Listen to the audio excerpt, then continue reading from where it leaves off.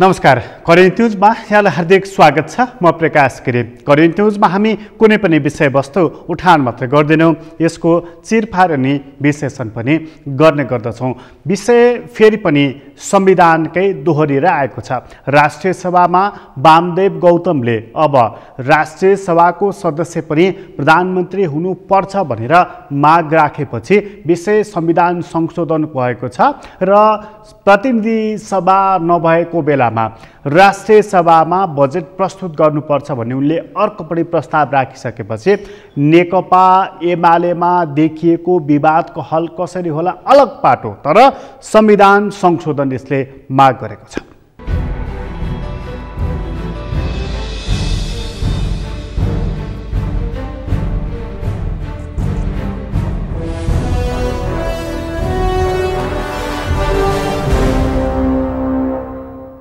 प्रतिनिधि सभा नभएको कारणले अहिले मुलुक अध्यादेशबाट चलिरहेको छ। प्रतिनिधि सभा विघटित छ र संसद पुनर्स्थापना होला वा प्रधानमन्त्रीले गरेको विघटनलाई नै सदर गर्ला भन्ने प्रश्न सर्वोच्च अदालतमा थातिरहेको बेलामा अध्यादेशबाट मुलुक चलिरहेको छ।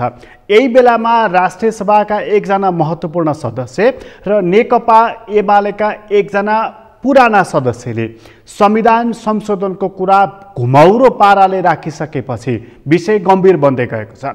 मधेसी दलले त संविधान संशोधनको कुरा उठाएकै थिए, नेकपा एमालेकै सदस्यले पनि संविधान संशोधनको कुरा उठाएपछि विषय कुरा संविधान संशोधनमा मात्रै जोडिएको छैन, नेकपा एमालेमा पावर सेयरिङको सन्दर्भमा देखिएको माथापच्चिसीको असर पनि देखिएको छ। अर्थात् केपी ओली नै अध्यक्ष, केपी ओली नै प्रधानमन्त्री बनिरहने कि माधव नेपाल वा अन्य कोही व्यक्ति पनि त्यसको लागि उम्मेदवार हुने भन्ने चर्चा चलिरहँदा वामदेव गौतमले राष्ट्रिय सभाको सदस्य पनि प्रधानमन्त्री हुन पाउनुपर्छ भनेर माग राख्नुको मतलब मलाई प्रधानमन्त्री बनाऊ भनेर पार्टीभित्रको आन्तरिक किचलोमा आफ्नो हिस्सा खोजेको प्रश्न देख्न सकिन्छ। कुरा यति मात्र रहेको छैन, उनले यही सम्बोधनकै बेलामा म केपी ओलीतिर ढल्केको छैन भनेर आफू तटस्थ रहेको सन्देश दिने पनि कोसिस गरिरहेका छन्। अर्थात् माधव नेपालको सद्भाव बटुल्ने कोसिस पनि उनले जारी नै राखेका छन्।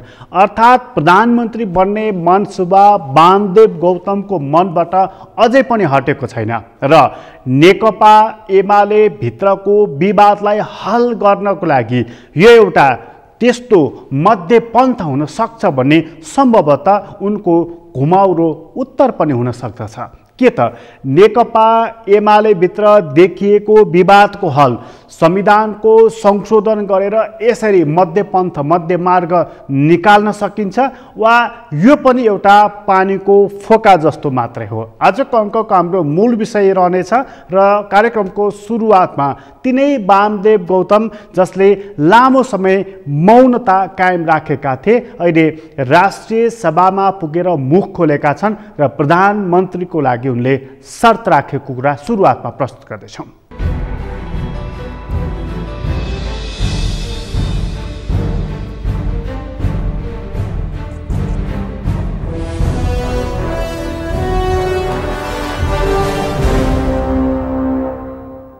संघीय संसदको एउटा हिस्सा राष्ट्रिय सभा हो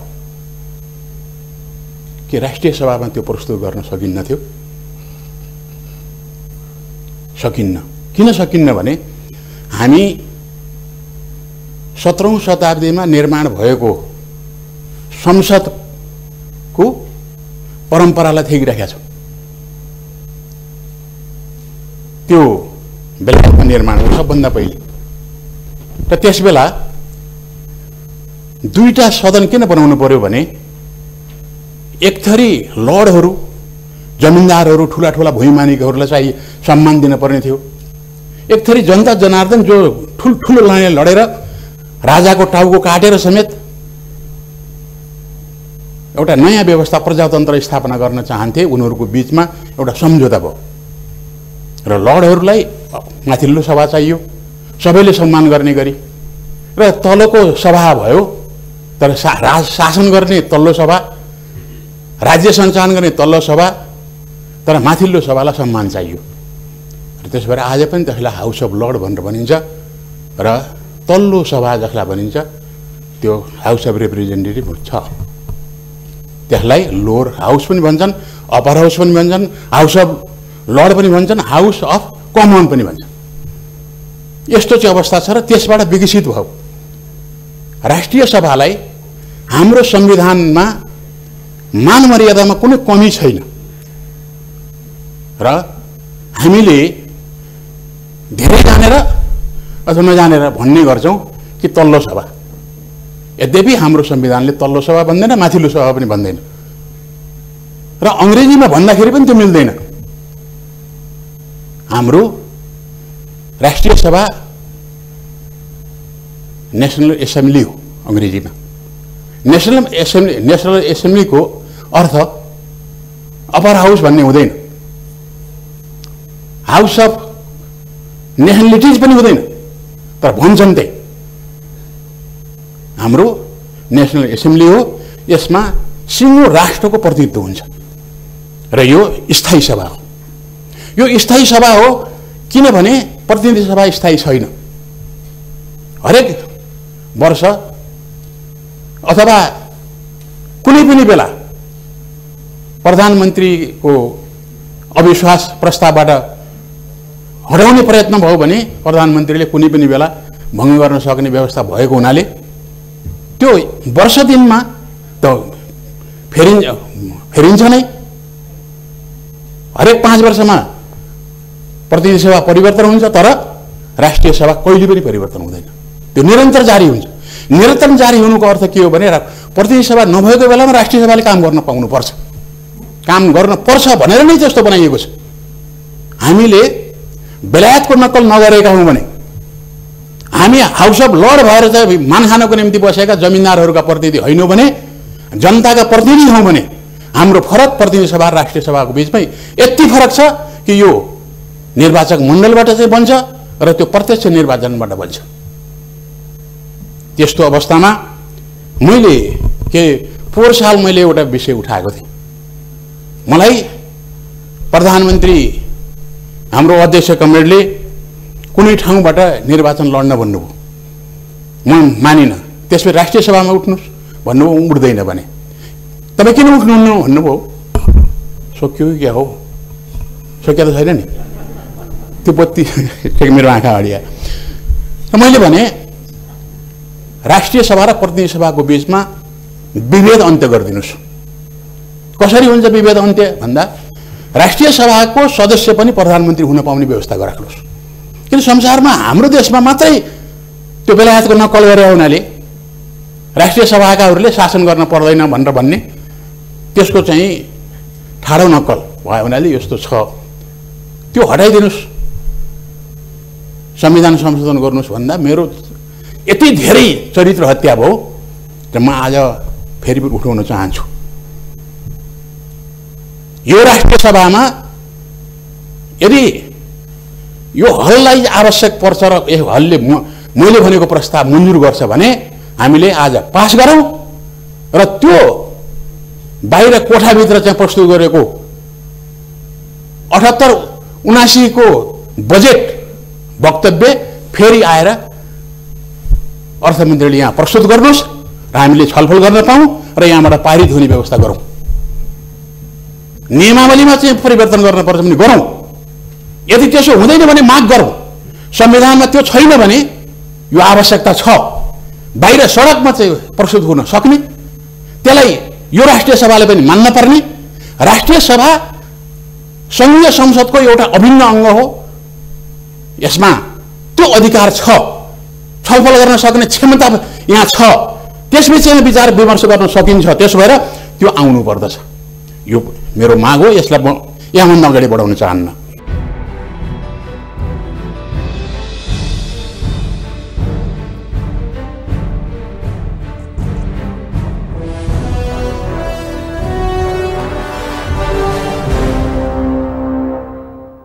एकजना व्यक्तिलाई प्रधानमन्त्री बनाउने कुराको लागि संविधानको संशोधन गर्न सकिन्न भनेर जति बेला वामदेव गौतम राष्ट्रिय सभाको सदस्य भएका थिए त्यति बेला नै पर्याप्त चर्चा बहस विश्लेषण भइसकेको विषय हो। अहिले नेकपा एमालेमा बहस अहिले पनि निकै घोरिएर भएको छ र त्यो बहसले अब नेकपा एमाले कुन मोडमा जाने भन्ने कुराको निर्केवल गर्नेछ। त्यस्तो बेलामा उनले पार्टीको विवादकै बखतमा राष्ट्रिय सभाको मञ्चमा उभिएर राष्ट्रिय सभाको सदस्य पनि प्रधानमन्त्री हुने व्यवस्था गर्नुपर्छ भन्ने माग राखेका छन्। अर्थात् माधव नेपालले केपी ओलीलाई नमान्ने, केपी ओलीले माधव नेपाललाई स्वीकार नगर्ने, यस्तो बेलामा म सर्वसम्मत उम्मेदवार हुन सक्छु अथवा म विकल्प हुन सक्छु भन्ने वामदेव गौतमको यो उत्तर हो।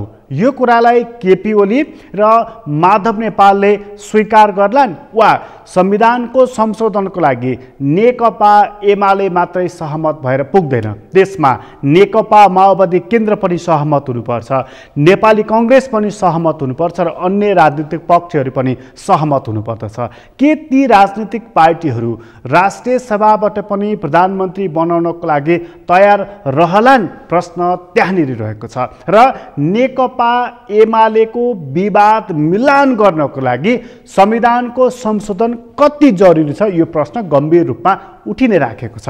यो प्रश्न गम्भीर रूपमा उठिराखेको बेलामा विपक्षी दल नेपाली कांग्रेस महाधिवेशनको सङ्घारमा छ। ऊ महाधिवेशन कसरी यसलाई टुङ्गो लगाउने भन्ने तहमा छ। तर महाधिवेशनको सङ्घारमा जाँदै गरेको कांग्रेसलाई पनि यदि भदौमा महाधिवेशन हुन सकेन भनेदेखि संविधान संशोधन गर्ने अथवा दल सम्बन्धी कानुन जुन छ त्यसलाई अपडेट गर्नुपर्ने अवस्था वा बाध्यता भनौँ त्यहाँ ऊ पनि रहेको छ। मूल मुद्दा उसको पनि त्यही नै रहेको छ। संविधानको संशोधन गरेर व्यक्तिलाई, कुनै एक अमुक व्यक्तिलाई प्रधानमन्त्री बनाउनको लागि सहमत हुने कि नहुने ऊ त्यसमा केन्द्रित छैन, यो हुँदैन भनेर उसले पटक पटक भनिसकेको छ। तर मूल मुद्दा संसदकै पुनर्स्थापन गरौँ, त्यहीँबाट निकास निकाल्न सकिन्छ भन्ने मूल भनाइ त्यो रहेको छ। तर मूल कुरा प्रतिनिधि सभाको पुनर्स्थापना, चुनाव वा कांग्रेसको महाधिवेशन, यो कुराले कांग्रेस अहिले रन थनिएको छ। यस्तो बेलामा कांग्रेसका महामन्त्री डाक्टर शशाङ्क कोइरालाको फरक खालको भनाइ आएको छ र त्यो फरक खालको भनाइको पेट बोली चाहिँ के हो त, त्यो कुरा हामी यहाँ प्रस्तुत गर्दैछौँ।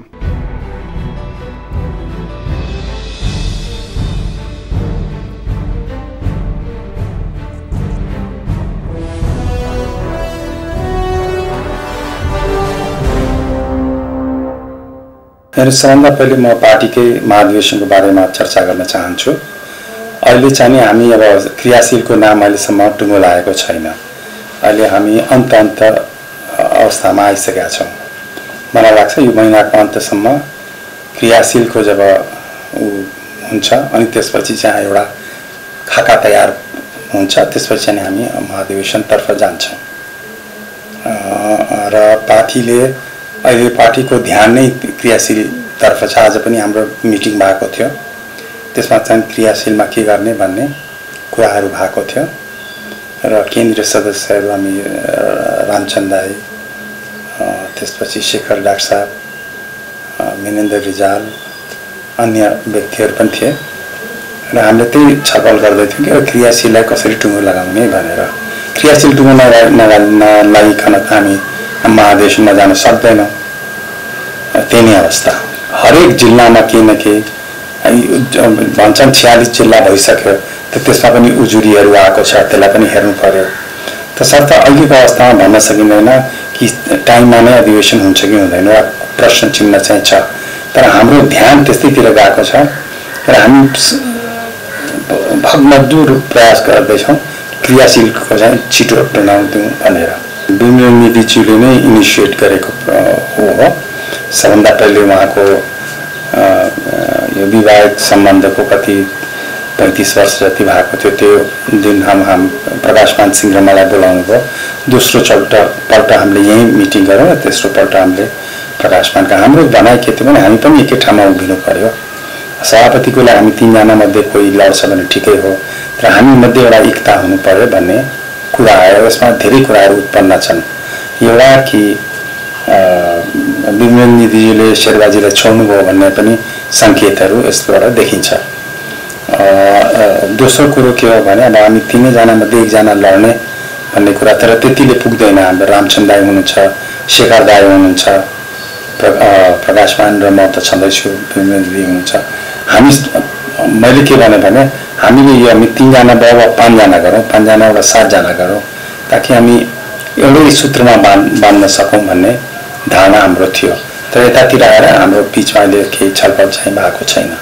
हामीले चाहिँ भनेको के भने हामी 3 जना एक ठाउँमा भयो भने एउटा वेग पनि आउँछ र पार्टी सङ्गठनलाई राम्रो गर्छ भन्ने दृष्टिकोणले नै गर्नुभएको रहेछ विमल दिदीले। राम्रो पनि भयो, यसको राम्रो नकारात्मक पक्षहरू पनि छन्। तर त्यो भन्दै पनि हामीले तीनैजना एकै ठाउँमा नेता पुत्रहरू एकै ठाउँमा उभियो भने नेपाली कांग्रेस चाहिँ अब एकै ठाउँमा आउँछ भन्ने त्यो सङ्केत चाहिँ प्रष्ट रूपमा दिएको छ।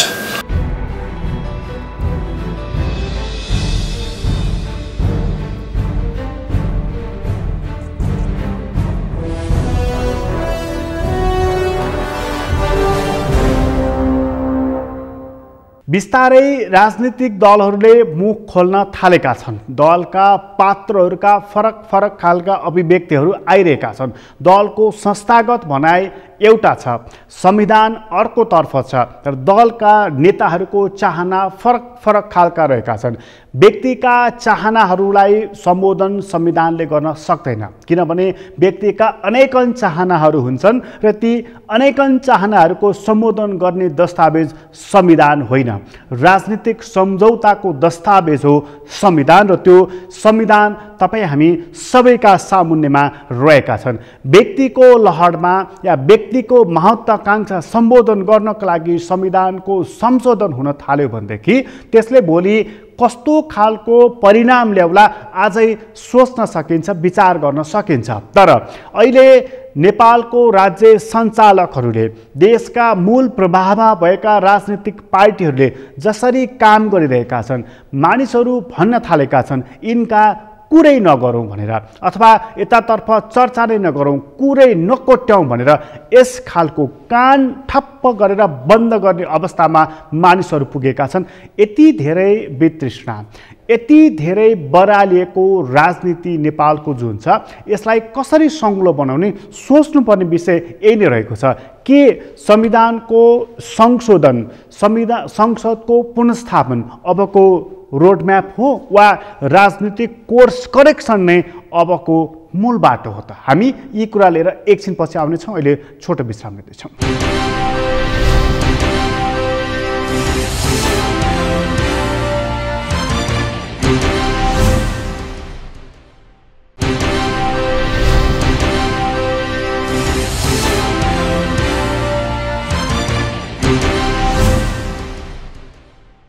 विश्रामपछि पुनः स्वागत छ। हामी करेन्ट न्युजमा छौँ र करेन्ट न्युजमा चर्चा गर्दैछौँ संविधानको संशोधनको विषय आज कति अपरिहार्य विषय हो त, अथवा यो एक बसाइको एउटा भाषणको अंश मात्रै हो त? प्रश्न यहाँनिर उठिराखेको छ। धेरै मानिसहरूले, खास गरी धेरै राजनीतिक पक्षहरूले संविधानको संशोधनको कुरा गरेका छन्। सबको आफ्नो आफ्नो चाहना रहेको छ। कसैलाई संघीयता पछेको छैन, कसैलाई धर्मनिरपेक्षता रुचेको छैन, कसैलाई गणतन्त्र देब्रे आँखाले पनि हेर्न मन परेको छैन। यी सबैका आफ्ना आफ्ना आग्रह, आफ्ना आफ्ना पूर्वाग्रह अथवा आफ्नो आफ्नो स्वार्थ यसमा लुकेर बसेका छन्। त के यी चिजहरू संविधानको संशोधनको बाटोबाट परिवर्तन हुँदैछन् अथवा हुने दिशातर्फ गइराखेका छन्, अथवा त्यो हुनको लागि सोझै संविधानको संशोधनका यी मूल मुद्दा कुरा नउठाइकन सहायक मुद्दाबाट विषयहरू उठान गर्न थालिएका हुन् त? अथवा सोझै भनौँ प्रधानमन्त्री राष्ट्रिय सभाबाट पनि बन्न पाउनुपर्छ भन्ने कुरा कुनै एक व्यक्ति, सत्तारूढ दलकै व्यक्तिले उठाइसकेपछि सँगसँगै संघीयताको कुरा, प्रदेशको कुरा, धर्मनिरपेक्षताको कुरा, गणतन्त्रका कुरा लहरै उठ्छन् भनेर यसरी अर्को बाटोबाट विषय उठान गरिएको हो त? यो प्रश्न पनि उत्तिकै महत्त्वपूर्ण छ। फेरि अर्को महत्त्वपूर्ण विषय छ कि विपक्षी दल भनिराखेको छ अध्यादेशबाट मात्रै मुलुक चलाउन पाइँदैन भनेर। अनि मन परी अर्थात् संविधानको विपरीत हुने गरी काम गर्न पाइँदैन भनेर पनि उसले आवाज उठाइरहेको छ। संविधानको संशोधनदेखि अध्यादेशसम्मको गोलचक्करमा आइरहँदाखेरि उसको सोलो डोलो धारणा चाहिँ के हो त? अनि त्यही नेपाली कांग्रेस जो महाधिवेशनको सङ्घारमा छ उसकै पार्टीभित्र यो नेपाल धर्मनिरपेक्ष हुँदैन, धार्मिक स्वतन्त्रसम्म हुन सक्छ, तर हिन्दू राज्य बनाए ठिकै छ भनेर अर्थात् बीपीको लाइन छोड्यो भनेर त्यहाँनेरि जुन मुद्दा उठिरहेको छ, त्यहाँनेरि जुन हस्ताक्षरहरू चलिराखेको छ, यसको बारेमा चाहिँ उसको धारणा के हो त? के त यो जनमतले अबको महाधिवेशन मार्फत यो संविधान सभाबाट बनेको संविधानलाई आमूल रूपमा परिवर्तन गर्नुपर्छ भन्ने धारणा त्यहाँ राख्छ त, अथवा त्यो धारणाले जित्छ त? हामी त्यो कुरा यहाँ प्रस्तुत गर्दैछौँ।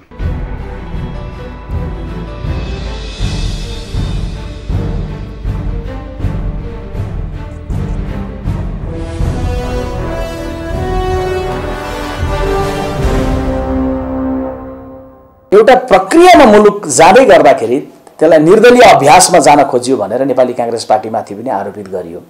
जबकि संविधानको धारा 76 को 5 47 सालको संविधानमा गरिएका 3 प्रकारको सरकारहरू भन्दा चौथो प्रकारको व्यवस्था हामीले गरेका थियौं, जसमा संसदलाई सांसदहरूले मात्रै भए पनि जोगाउन सक्ने व्यवस्था। त्यसैले यो धाराका प्रति कुनै प्रश्न छ, यो धारा अनुपयुक्त छ, यो धारालाई परिमार्जन गर्नुपर्छ, भोलि परिमार्जन गर्छौं, कसैलाई लाग्छ भन्न पाइन्छ, बोल्न पाइन्छ। तर 76/5 को कार्यान्वयन हुने कुरालाई चाहिँ वास्तवमा चाहिँ कसैलाई लाञ्छित गर्ने, आरोपित गर्ने भन्ने कुरो चाहिँ बिल्कुलै त्यसमा चाहिँ हाम्रो विमति छ। किनभने 149 जनाको हस्ताक्षर सम्मानित राष्ट्रपति समक्ष पुर्याउँदै गर्दाखेरि त्यसले निम्ति आएको भनेको चाहिँ सांसदहरूको बहुमतको आधार प्रस्तुत गर्ने भन्ने थियो। यहाँनिर एउटा नैतिक प्रश्न सँगैमा दोस्रो रूपमा म राख्न चाहन्छु।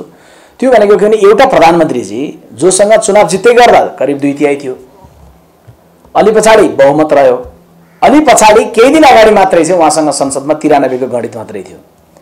सम्माननीय उनी प्रधानमन्त्रीज्यूले विश्वासको मत लिने अवस्था छैन, मार्ग प्रशस्त गर्छु भन्नुभयो अघिल्लो दिन। उनी प्रधानमन्त्रीज्यूले दिउँसो पत्रकार सम्मेलन गरेर कसैले बहुमत पुर्याउँछ भने मान्छु, मसँग त्यो आधार छैन भन्नुभयो। तर साँझ एकाएक उहाँसँग बहुमत कसरी पुग्यो? झन् त्यो उहाँले लिएर गएको जुन हस्ताक्षर हो आफ्नो र अर्को एक दलको अध्यक्षको हस्ताक्षर, त्यसलाई चाहिँ हाम्रो बुझाइमा संविधानको धारा 76 को उपधारा 2 बमोजिमको हो। किनभने त्यसले दलको हस्ताक्षर माग्छ, 76/5 ले माग्दैन। त्यसैले नैतिक प्रश्न त यसमा चाहिँ के पनि उब्जिन्छ भने संविधानको 4वटा प्रकारको प्रधानमन्त्रीको व्यवस्था गरेको छ, चारै प्रकारको व्यवस्था एउटै व्यक्तिमा फिट हुने भन्ने कहीं अलौकिक व्यवस्था पनि संसारमा होला, अलौकिक अभ्यास पनि होला।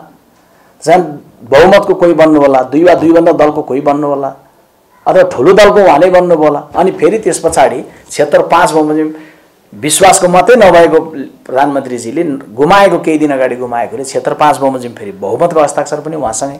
त्यसले गर्दा यो नैतिक प्रश्न पनि गम्भीर रूपमा उठेको छ। हाम्रो तर्फबाट यो बेलामा गर्ने अर्को टिप्पणी पनि यहाँनिर छ।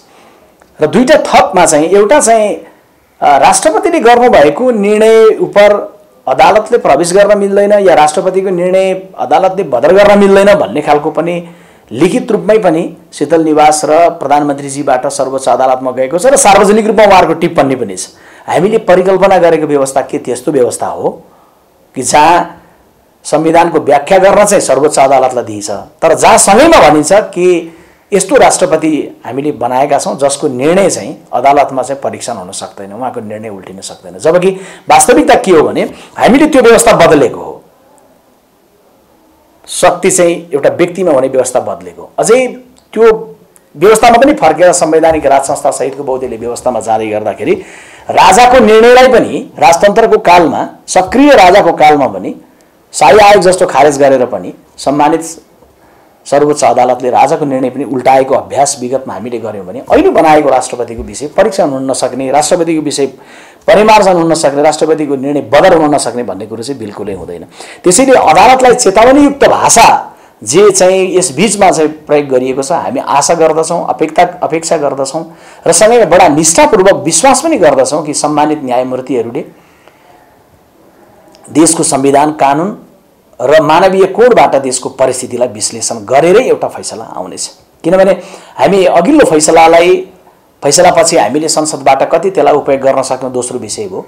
तर अघिल्लो फैसला पुस 5 को विघटन पछाडि फागुन 11 मा भएको फैसलाले महत्त्वपूर्ण सन्देश देशलाई दिएको थियो र त्यो बेला यदि फागुन 11 मा पुनर्स्थापना भएको थिएन भने वैशाख महिनामा निर्वाचन हुन नसकेर दुईटा दुष्परिणाम देशले भोग्ने प्रष्ट चित्र देखिएको थियो। एउटा वैशाखको 16 गते 26 गतेका लागि निर्धारित मितिहरू त कोरोनाको यत्रो महामारीमा लकडाउनमा परेर स्थगन हुने रहेछ। चुनाव नभइसकेपछि संवैधानिक जटिलता आउँथ्यो, राजनीतिक द्वन्द्व बढेर जान्थ्यो, दलहरूको बीचमा अझै द्वन्द्व बढेर जान्थ्यो, संसद विहीनता हुन्थ्यो। यसले एउटा जटिलता ल्याउँथ्यो, एउटा दुष्परिणाम। र अर्को दुष्परिणाम चाहिँ फागुन महिनाभरि चैत महिनाभरि चुनावको प्रचारमा हामी जाँदै गर्दाखेरि जति कोरोना गाउँ गाउँमा संक्रमण फैलिन्थ्यो त्यसले वैशाखको अन्तिममा केवल 100, 150, 200 होइन 1000 भन्दा बढी मानिसहरूको मृत्यु हुन सक्थ्यो। त्यसैले संवैधानिक इजलासले त्यसबेला जो दूरगामी भएर दूरदर्शी भएर सोचेको थियो यो बेला पनि सोच्ने नै बेला छ। किनभने अहिले तेस्रो लहरको चर्चा छ। तेस्रो लहरमा जाँदै गर्दाखेरि मलाई लाग्छ संवैधानिक इजलासले संविधानलाई न्याय गर्यो, संविधानलाई पुनर्जीवन दियो भने हामी एक आपसमा लड्ने होइन, सबै मिलेर कोरोनासँग लड्ने भन्ने अध्यायमा प्रवेश गर्छौँ। यो चाहिँ तपाईको ब्यालेट बक्स खोज्ने होइन, यो भेन्टिलेटर खोज्ने बेला हो भन्ने कुरामा हामी पुग्छौँ। त्यसैले यो 6 महिना चाहिँ आपसमा मिलेर कोरोनासँग लड्ने, त्यस पछाडि अनेक ठाउँमा उभिएर चाहिँ आपसमा चुनावी प्रतिस्पर्धामा जाने भन्ने कुरोलाई चाहिँ मार्ग प्रशस्त हुन्छ भन्ने मलाई लाग्छ। त्यसैले सम्माननीय प्रधानमन्त्रीजीले अदालतलाई अहिले जवाब दिँदै गर्दाखेरि अहङ्कारको जगमा उभिएर दिनुभयो। अदालतले चाहिँ संविधानको जगमा उभिएर चाहिँ उहाँलाई सन्देश दिएको छ। त्यसकारण संविधान, कानुन, मानवीय कोणबाट समाजलाई हेरिराखेर सम्मानित संवैधानिक इजलासबाट संविधानलाई पुनर्जीवन दिने फैसला आउने छ भन्ने आशा र विश्वासमा हामी छौँ।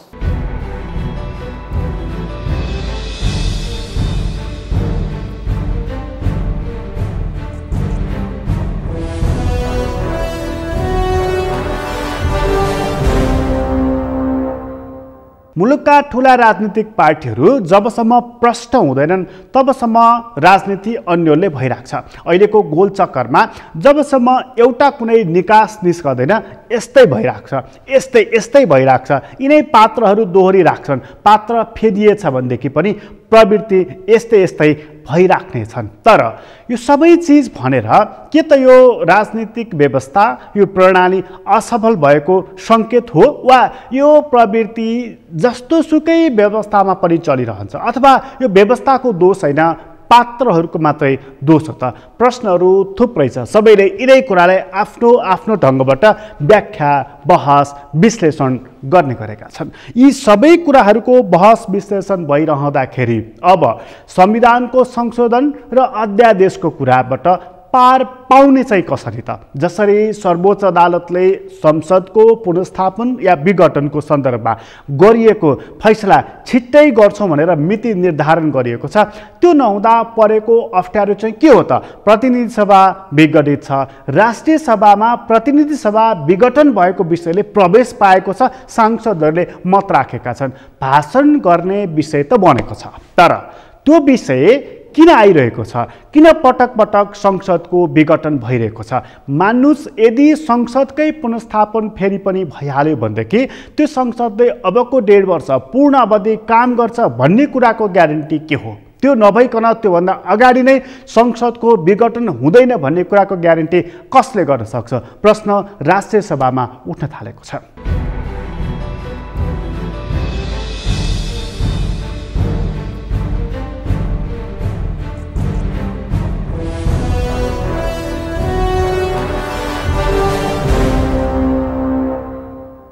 संघीय संसदको प्रतिनिधि सभा यतिखेर विघटन छ।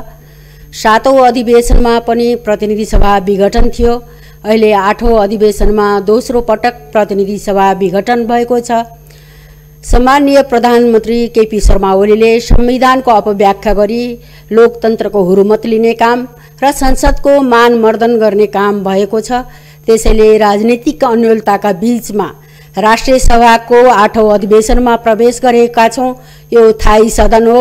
त्यसैले यसको गरिमा र यसको महत्त्व र सबै नागरिकहरूको प्रतिनिधित्व गर्ने संसदलाई अझ मर्यादित र जनताको सरोकारको विषय, जनताको जनजीविकाको विषय छलफल गर्ने माध्यमका रूपमा यसलाई अझ व्यवस्थित र अझ प्रभावकारी बनाउँदै लैजाने हामी सबैको दायित्व हो। अहिले कोभिडबाट मुलुक आक्रान्त छ, थिलो परेको छ, उद्योग धन्दाहरू अस्तव्यस्त छन्, बन्द छन्, रोजगारीहरू गुमाएका छन्, व्यवसायहरू गर्न पाएका छैनन्, बाढी पहिरो गएको छ, जनजीविका अस्तव्यस्त भएको छ। यतिखेर नागरिकहरूले, कोभिडबाट आक्रान्त भएका नागरिकहरूले हामीले भ्याक्सिन लाउन पाउनुपर्छ भनेर आफ्नो माग उठाइरहेका छन्। 13 लाख ज्येष्ठ नागरिकहरूले दोस्रो खोप कहिले आउँछ भनेर पर्खेर बसिरहेको बेला सरकार कमिसनको चक्करमा छ। नागरिकको करबाट नागरिकको स्वास्थ्य बचाउन सकिन्न भने सरकारको सार्थकता के? सरकार कति दिन नागरिकको लास गर्ने, कति दिन नागरिकको संवेदना मात्र लेख्ने नीतिबाट रहने हो? म सरकारसँग प्रश्न गर्न चाहन्छु। सम्माननीय अध्यक्षज्यू, त्यसैगरी स्वास्थ्य क्षेत्रमा अग्रपंक्तिमा खटेका स्वास्थ्यकर्मीहरूलाई जोखिम भत्ता दिने भनेर सरकारले निर्णय गर्यो, तर आजसम्म ती स्वास्थ्यकर्मीहरूले जोखिम भत्ता प्राप्त गर्न सकेका छैनन्। उनीहरूको मनोबल बढ्न सकेको छैन। शिक्षा क्षेत्र त्यस्तै तहस नहस। सम्माननीय अध्यक्षज्यू, नो भ्याक्सिन नो स्कुल भनेर शिक्षकहरू आन्दोलित छन्। भर्चुअल माध्यमका बाट सामुदायिक विद्यालयहरू पहुँच पुग्न सकेको छैन, तर सरकार बेखबर छ। सम्माननीय अध्यक्षज्यू, त्यसैगरी हामी सुशासनतर्फ जाउँ। महिला हिंसा बढेर गएको छ। चाहे निर्मला पन्त, भागीरथी भट्ट, सम्झना बिक, अस्मिता धामी हुँदै सुजिता भण्डारीसम्म आइपुग्दा महिलाहरूले न्याय पाउन सकेका छैनन्। यो नीति, यो छोरीहरूको नीति कहिलेसम्म चल्ने हो? सम्माननीय अध्यक्षज्यू, हिजो बलात्कार भयो, आज लास भेटिन्छ, भोलि आन्दोलन हुन्छ, पर्सि युट्युब र सामाजिक सञ्जालहरूमा भाइरल हुन्छ, अनि छानबिन टोली गठन हुन्छ। त्यसपछि न त तीले न्याय पाउन सक्छन्, न त अनुसन्धान प्रभावकारी हुन्छ। म सोध्न चाहन्छु, सधैँभरि न्याय सम्पादनको लागि हुल बाँधेर नागरिकहरू नारा, भाषण र जुलुस मात्र गरेर न्याय सम्पादन गरिने हो भने सरकारको के जिम्मेवारी हो न्याय सम्पादनमा?